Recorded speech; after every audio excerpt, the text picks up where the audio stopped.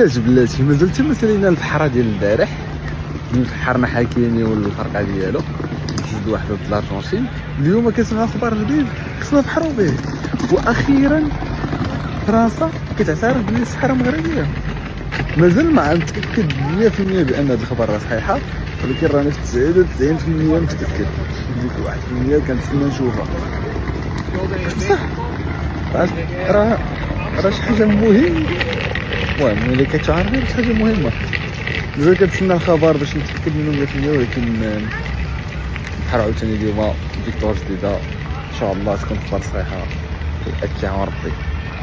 وقيل اهم خبر سمعته في السنوات الاخيره عنده علاقه ببلادي هو الخبر اللي خرج اليوم رسميا اعتراف فرنسا مغربيه الصحراء. اعتراف ماشي حيت فرنسا واحد الدوله اللي كانت نديبه في المنطقه الرماديه واليوم خرجت وايدت المغرب، لا، لان هذا الاعتراف هذا غادي يفك لنا بزاف ديال المشاكل.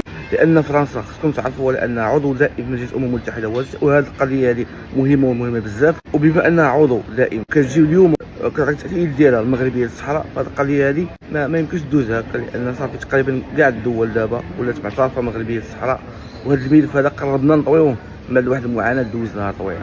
وهذا الشيء هذا لان السياسات الخارجيه للمغرب بقياده الملك محمد السادس كانت ديما ما كترضخ حتى شي ضغوطات، وما عمرنا ما ساومنا في قضيه الصحراء. نهار اللي كبرنا على ان الصحراء مغربيه وغتبقى مغربيه.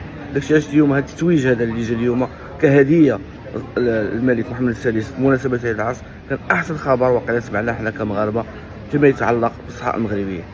حنا تنقراو دابا في البلبله اللي وقعت دابا في الانترنت والصحف والتحليلات، كتشوف باللي الموقف الجديد ديال فرنسا كيتعتبر دعم كبير ومهم للسياده المغربيه على الصحراء ديالها، يعني سليم.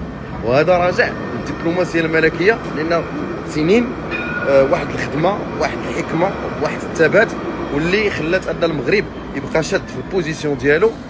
وجا الوقت دابا باش الحوار يتبدل، يبدا حوار جديد وديما مغرب.